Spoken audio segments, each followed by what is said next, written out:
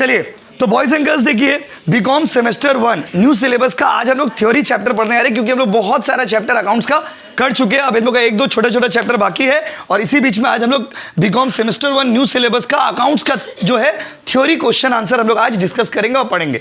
तो कोचिंग का बुक निकाल लीजिए, कोचिंग का स्टडी मैट में पेज नंबर 31 प्रिंटेड बुक में, ठीक है गाइज। चलो तो भाइयों और बहनों, बहुत सारा कॉन्सेप्ट है इसमें, स्टार्ट करते हैं। सबसे पहला कॉन्सेप्ट क्या है, ध्यान दीजिएगा। सबसे पहला कॉन्सेप्ट है भाई, अलग अलग कॉन्सेप्ट के बारे में आपको पढ़ना है। देखिए, जब भी आप एक बिजनेस को चलाते हो, जब भी आप एक बिजनेस को रन करते हो, तो वो बिजनेस कुछ ना कुछ अजम्पशंस के साथ चलता है। Life is all about assumption. इंसान का जिंदगी ही अजम्पशन बेसिस है।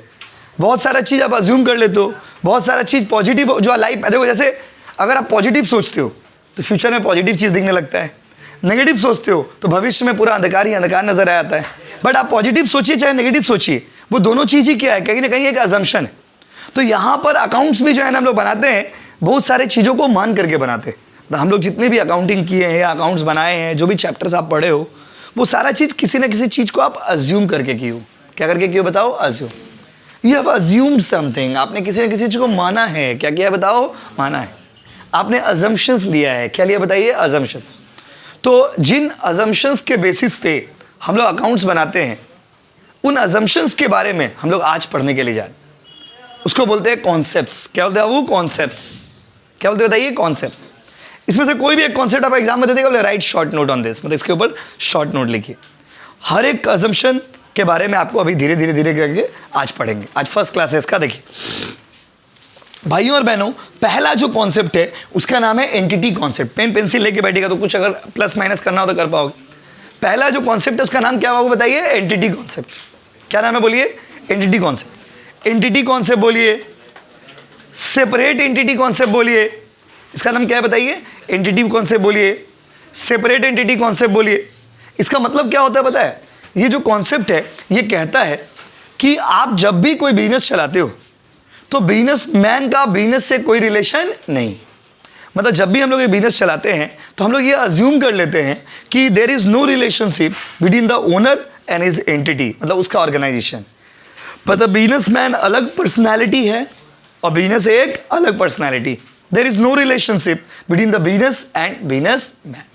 बिजनेसमैन एक अलग पर्सनैलिटी हो गया, बिजनेस एक अलग पर्सनैलिटी हो गया। बिजनेस का बिजनेसमैन से कोई रिलेशन नहीं। बिजनेस का बिजनेसमैन से कोई रिलेशन नहीं। तो याद रखिएगा, बिजनेस में और बिजनेसमैन में कोई रिलेशन नहीं।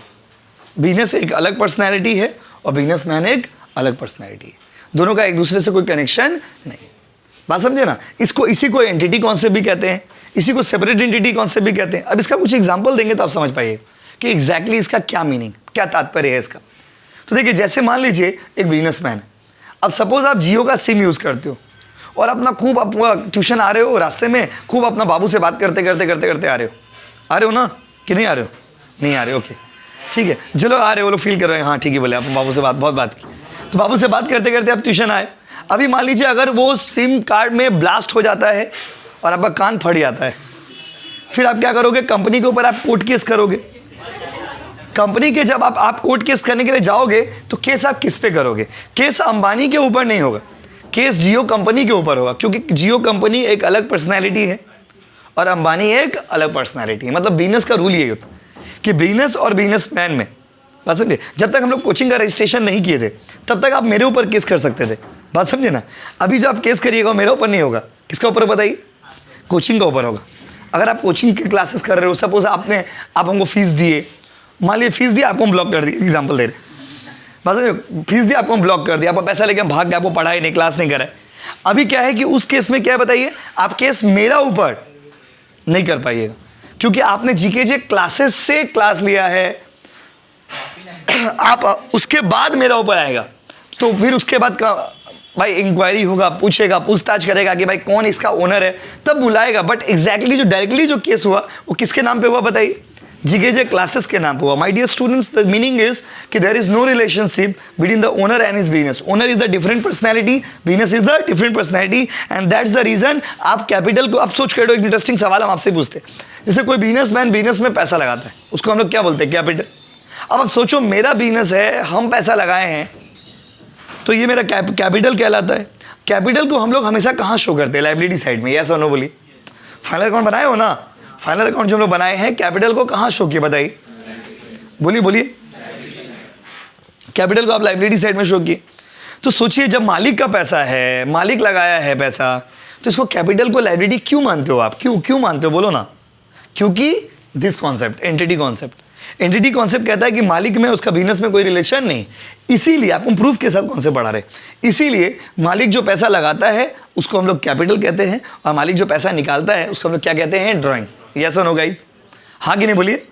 बोलिए ना, हाँ कि नहीं? तो मालिक जो पैसा लगाएगा वो क्या हो जाएगा? कैपिटल। और जो निकालेंगे वो क्या हो जाएगा बताइए? ड्राइंग। तो जब पैसा आप लगाते हो वो क्या बन जाता है बाबू? कैपिटल। और जब निकालते हो क्या बन जाता है? ड्राइंग। यस और नो? क्योंकि मालिक का पैसा को लायबिलिटी क्यों मानते हैं आप?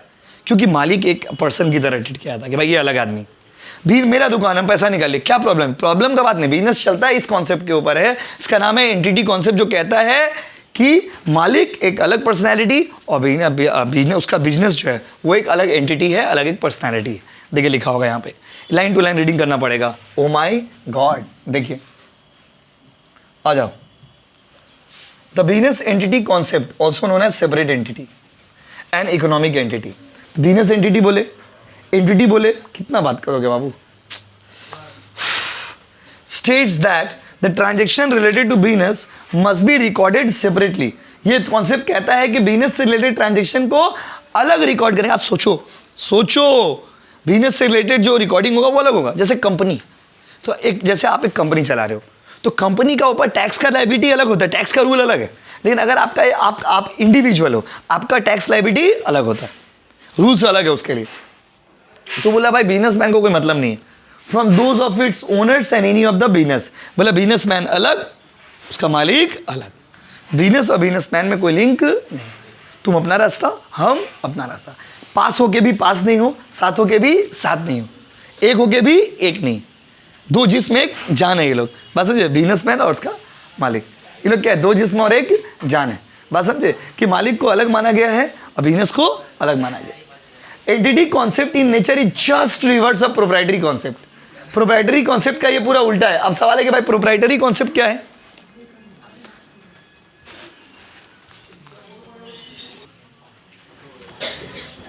देखिए, तो बोला कि this entity concept is just reverse of proprietary concept. Proprietary concept मतलब जहां पे मालिक ही सब कुछ होता है, उसको बोलते हैं प्रोप्राइटरी कॉन्सेप्ट। कि जहां पे मालिक और उसका बिजनेस एक ही माना गया है, उसको प्रोप्राइटरी कॉन्सेप्ट बोलते हैं। लेकिन बोला कि प्रोप्राइटरी कॉन्सेप्ट का पूरा उल्टा है, जहां पे मालिक अलग पर्सनैलिटी है और बिजनेस उसका अलग पर्सनैलिटी है। In this concept enterprise is viewed as a distinct unit completely separate from its owners and all the accounting activities are centered around the enterprise instead of its own। बोला कि मालिक अलग personality है और business जो है उसका अलग पर्सनैलिटी है।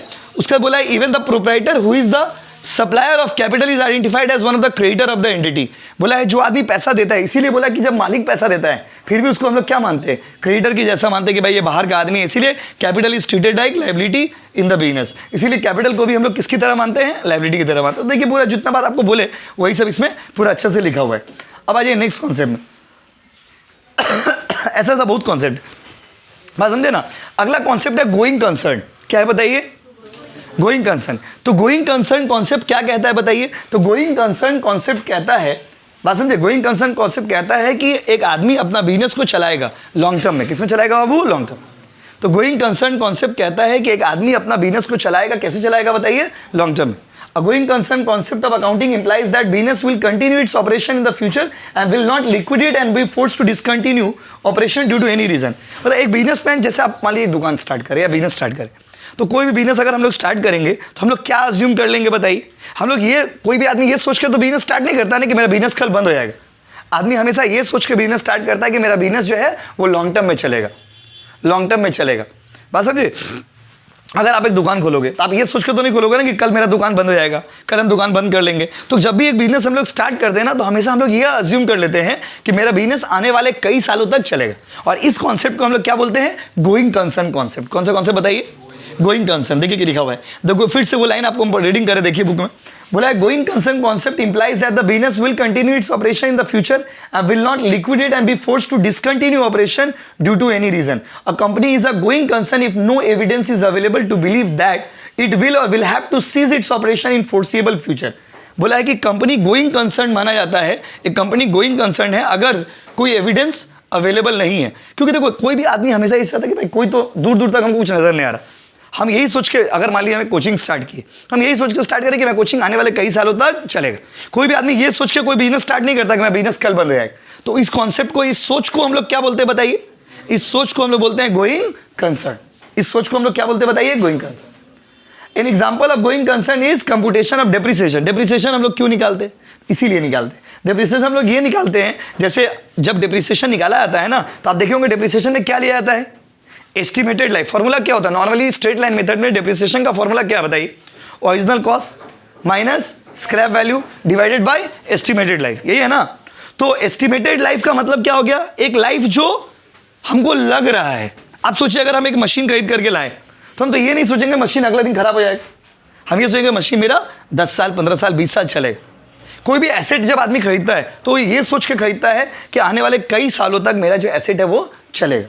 तो माय डियर स्टूडेंट, अगर आपसे कोई पूछेगा कि गोइंग कंसर्न क्या है, तो गोइंग कंसर्न एक ऐसा सोच है, एक ऐसा विचार है, एक ऐसा कॉन्सेप्ट है जो कहता है कि बिजनेस आने वाले कई सालों तक चलेगा। The business will continue for upcoming long time. Business आने वाले कई सालों तक चलेगा और हम लोग ये एक्सपेक्ट करते हैं कि बिजनेस का लॉन्ग टर्म लाइफ होगा। कैसा लाइफ होगा बताइए? Long term. हम लोग एक्सपेक्ट करते हैं कि बिजनेस का कैसा टाइप होगा बताइए? लॉन्ग टर्म लाइफ होगा। तो आप बोला है कि जैसे ऐसे एसेट को यूज करते हैं हम लोग, बात समझे? एसेट धीरे धीरे क्या होता है? डेप्रिसिएट। लेकिन हम लोग क्या अज्यूम कर लेते हैं कि एस्टिमेटेड लाइफ 10 साल 15 साल 20 साल। तो ये कोई भी एसेट आदमी यही सोच के खरीदता है कि वो लॉन्ग टर्म में चलेगा, ज़्यादा दिन तक चलेगा। बात समझे? तो जब आप ये सोच लेते हो कि मेरा बिजनेस लॉन्ग टर्म में चलेगा, ज़्यादा दिन तक चलेगा, इस सोच को हम लोग क्या बोलते हैं बताइए? Going concern. क्या बोलते बताइए? Going concern. क्या बोलते बोलो? Going concern. उसका देखिए क्या बोला है? An example of application of going concern concept is the computation of depreciation on the basis of economic life of fixed asset rather than their current market value. Company assume that their business will continue for indefinite period of time and the asset will be used in the business fully depreciated. जो आपको हम तब से बोले कि कोई भी asset हम लोग ये सोच के कहते हैं कि मैं बिजनेस लंबा समय तक चलेगा, ये एसेट भी ज्यादा दिन तक चलेगा। उसका देखिए क्या, another example of the going concern is prepayment and accrual expenses. और इसका क्या एग्जांपल है? प्रीपेड और एक्रूअल एक्सपेंसेस। कि कोई जैसे किसी से उधार हो गया, उधार क्यों रखता है आदमी बताइए? आप सोचो, हर आदमी क्या सोचे? जैसे आपसे हम उधार ली तो हम यही सोच के लिए कि चलो मेरा लाइफ रहेगा, मैं बिजनेस भी रहेगा, 2 दिन बाद दे देंगे, 4 दिन बाद दे देंगे, 10 दिन बाद दे देंगे। तो जब भी आप बिजनेस चलाते हो ना, तो उसमें यह अज्यूम कर लेते हो कि मेरा बिजनेस लॉन्ग टर्म में चलेगा। कोई भी आदमी ये सोच के बिजनेस नहीं चलाता कि मैं बिजनेस जो है लिक्विडेट हो जाएगा, खत्म हो जाएगा, खराब हो जाएगा, बंद हो जाएगा, ऐसा कोई नहीं सोचता है। बस समझे? तो ये हो गया सेकंड कॉन्सेप्ट। जब आपसे पूछ रहे बताइए वो कौन सा कॉन्सेप्ट है जहाँ बहुत बार क्या होता है ना, जैसे आप पूरा पढ़ लिए तो एक तो क्वेश्चन इसमें ऐसे आएगा कि डायरेक्ट दे देगा, बोले शॉर्ट नोट लिव, ये स्ट्रेट क्वेश्चन हो गया। दूसरा क्या करता है ना, वो लोग आपको क्या करेगा, 2-3 तो स्टोरी दे देगा और आपको बोलेगा बताइए कि इस एग्जाम्पल में कौन सा कॉन्सेप्ट अप्लाई हो रहा है, मतलब इस एग्जाम्पल से कौन सा प्रिंसिपल अकाउंट का फॉलो हो रहा है या अकाउंट्स का कौन सा कॉन्सेप्ट फॉलो हो रहा है। जैसे आपको 2 एग्जाम्पल अभी तक दिए। अच्छा बताइए, अगर आपसे ऐसे बोले कि capital is treated like creditor according to which concept of accounting, तो आंसर क्या हो जाएगा? Entity concept. अभी तो आप कितना अच्छा आंसर दे रहे हो। एग्जाम में बोलोगे मैं कहाँ हूँ? माँ। ये कौन से लोग हैं? माँ। ऐसा फीलिंग आने लगता है। एग्जाम हॉल में देखोगे यही सब चीज गलत करके आ जाओगे। यही तो प्रॉब्लम है आप लोग। यही क्या है प्रॉब्लम? बात समझे? आप लोग देखो घर पे थोड़ा रिवीजन नहीं करते हो, रिवीजन करोगे तो प्रॉब्लम नहीं होगा। आप अपना जो करना आप करिए, घूमिए फिरिए, हंसी मजाक, खेलिए कूदिए, जो करना है करिए। काम जॉब भी अगर कोई करते हो तो दैट्स नॉट बैड, करिए, कोई दिक्कत नहीं। लेकिन आप 1 घंटा भी अगर आप दोगे ना पढ़ाई में तो ग्रेजुएशन आराम से क्लियर हो जाएगा। ओनली 1 घंटा आपको एवरीडे देने। 1 घंटा, कितना घंटा बताइए? 1 घंटा। लेकिन प्रॉब्लम क्या है, आपके पास उतना भी वक्त नहीं है कि आप 1 घंटा पढ़ाई में दे सकें, क्योंकि आपका जीवन जो है 24 से 24 घंटा किसी के पीछे पड़े हुए हो आप। बात समझे? तो एक प्रॉब्लम है। अच्छा वो कौन सा कॉन्सेप्ट है बताइए? वो कौन सा कॉन्सेप्ट है जो कहता है कि business will continue for long term? Long term बोलो, बोलो, कमेंट करो ऑनलाइन वालों, क्या होगा आंसर? बोलो बोलो ना। अब आइए अगला, कॉस्ट कॉन्सेप्ट। कौन सा कॉन्सेप्ट आप बताइए? Cost concept. अच्छा कॉस्ट कॉन्सेप्ट क्या कहता है? देखिए, the accounting concept state that all assets of the firm are entered in the books of account on their purchase price. बोला है कि कॉस्ट कॉन्सेप्ट ये कहता है कि जब भी कोई एसेट खरीदते हो तो उसको रिकॉर्ड किस पे करेंगे? उसका कॉस्ट पे रिकॉर्ड करेंगे। Here cost means what? तो आप याद करिए, जब हम लोग डेप्रिसिएशन चैप्टर पढ़े थे तो उस समय हम लोग कॉस्ट कैसे निकालते थे? कोई भी एसेट का उसका ओरिजिनल दाम तो लेते ही थे। मान लीजिए मशीन का दाम है 1,00,000 रुपया, तो 1,00,000 रुपया तो उसमें लिए ही, प्लस इंस्टॉलेशन कॉस्ट। इंग्लिश में तो अच्छा इंग्लिश बोला जाता है कि all the expenses which are incurred to make it into usable condition, मतलब उसको यूज के लायक बनाने में जो भी खर्चा होता है वो सारा खर्चा हम लोग क्या करते हैं बाबू, जोड़ देते हैं, वो उसका क्या बन जाता है, कॉस्ट। क्या बन जाता है बाबू, कॉस्ट। देखिए लिखा होगा इसमें, तो कॉस्ट का मतलब क्या हो गया बताइए। देखिए, this accounting concept state all assets are entered in the books on their purchase price. Purchase price का मतलब क्या है, परचेज प्राइस का मतलब कॉस्ट ऑफ एक्विजिशन, कितना में लिए थे, कितना में, मशीन का बात हो रहा है, कितना में लिए थे, मशीन का बात हो रहा है, कितना में मशीन खरीदे थे उसका बात हो रहा है। ट्रांसपोर्ट कॉस्ट, मशीन को अगर मान लीजिए आप एयरपोर्ट में तो नहीं होता है, सी पोर्ट में, सी पोर्ट में होता है ना, सी पोर्ट नहीं समझते हो, अरे बाबा जहाँ पे पानी वाला जहाज रुकता है, ओ माय गॉड, पानी वाला जहाज से कोचिंग में सामान लगेगा, उसका भाड़ा नहीं लगेगा। जैसे एग्जांपल दे रहे, अगर मान लो सपोज एग्जांपल दे रहे, जैसे कोई छोटा मोटा सामान रहता है तो आदमी बाइक पे लेके आता है, साइकिल पे लेके आता है, लेकिन मान लीजिए एसी खरीद के लाना है। अब एसी का मशीन तो बहुत भारी होता है, बाहर वाला मशीन बहुत भारी होता है, उसको तो बाइक पे नहीं ला पाओगे आप, तो आप क्या करते हो बताओ, आप एक गाड़ी बुक करो, माथा पे लेके आओगे, एक गाड़ी बुक करिए, अब उसमें एक बड़ा एक्सपेंसेस लगेगा। कैसा एक्सपेंस लगेगा, बड़ा, एक बिग एक्सपेंसेस लगेगा, उसको बोलते हैं डिलीवरी कॉस्ट। कौन सा कॉस्ट बताइए, डिलीवरी कॉस्ट। तो ट्रांसपोर्ट का खर्चा, मशीन को खरीदने का खर्चा, बात समझे, और इंस्टॉलेशन का खर्चा ये लेते हैं, प्लस बात समझे, जितने भी सारे कॉस्ट है सारा उसको लेते हैं, और सारा कॉस्ट सेम रहता है, हर साल वो कॉस्ट सेम रहता है, बस उसमें से माइनस कर देते हैं। क्या बताइए, डेप्रिसिएशन। क्या माइनस कर देते हैं हम लोग, क्या आप इतना इंग्लिश मत समझिए, आप सिंपल लैंग्वेज में याद करिए कि ये इसीलिए इतना सारा चैप्टर पढ़ाने के बाद पढ़ाया जाता है।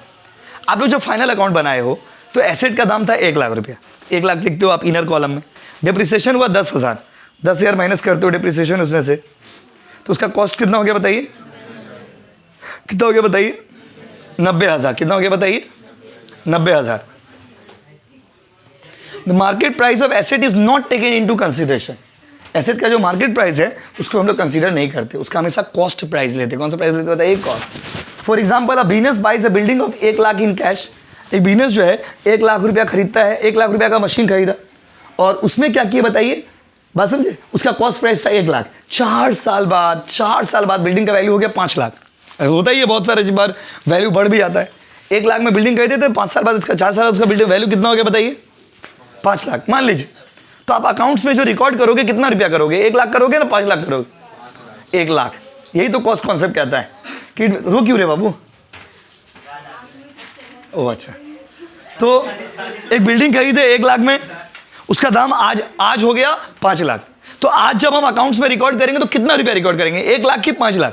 तो कॉस्ट कॉन्सेप्ट कहता है कि आप 1,00,000 रिकॉर्ड करिएगा। अगर कॉस्ट कॉन्सेप्ट को फॉलो करके करिएगा तो 1,00,000 रिकॉर्ड होगा। क्यों बोलिए, तो उसका ओरिजिनल कॉस्ट कितना था, 1,00,000 माइनस डेप्रिसिएशन अगर हुआ है तो, बस यही हो गया। यहाँ पे लिखा हुआ देखिए, business buys a building worth ₹1,00,000 in cash. Building का वैल्यू को कॉस्ट में रिकॉर्ड करेंगे 1,00,000 रुपया में। After 4 years value of building goes up to 5,00,000। 4 साल बाद बिल्डिंग का वैल्यू बढ़ जाके कितना हो जाएगा बताइए, 5,00,000। कितना हो जाएगा बताओ, 5,00,000।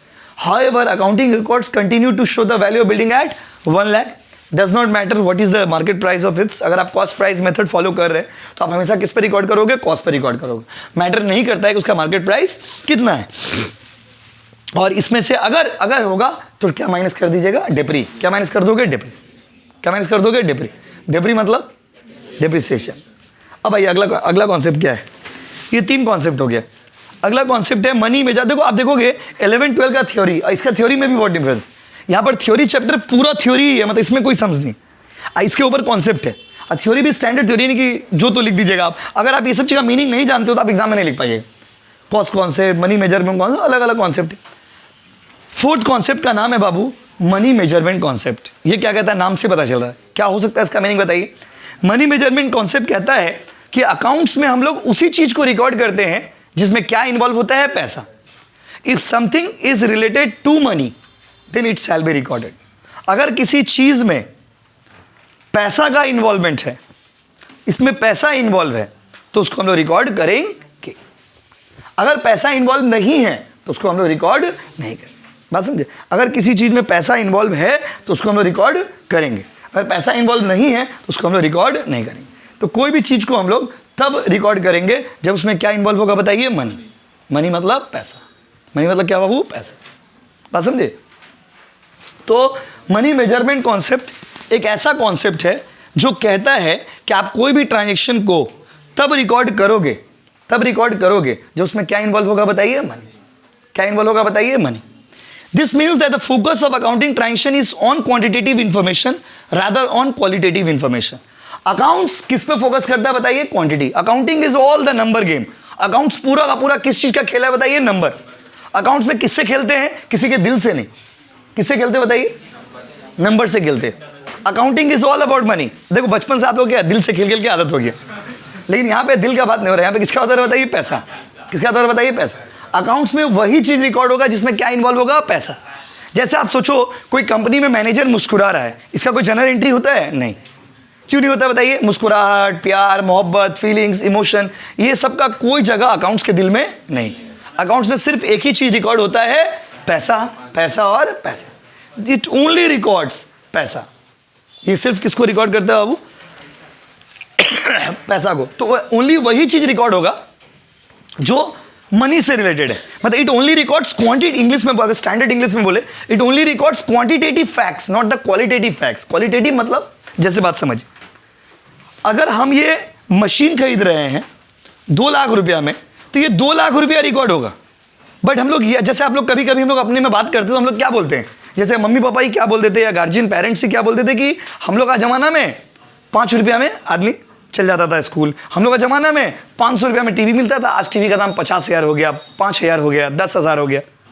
कंपेयर करते हो ना, तो व्हाट यू आर सीइंग, आप सिर्फ अमाउंट देखते हो, बट क्वालिटी का इंप्रूवमेंट भी देखिए, क्वालिटी में भी तो इंप्रूवमेंट होता है। तो अकाउंट्स का खराबी बोलिए चाहे खूबी बोलिए, according to money measurement concept accounts में वही चीज रिकॉर्ड होगा जिसमें क्या इन्वॉल्व होगा बताइए, money. It only records those item which involves the inflow and outflow of money.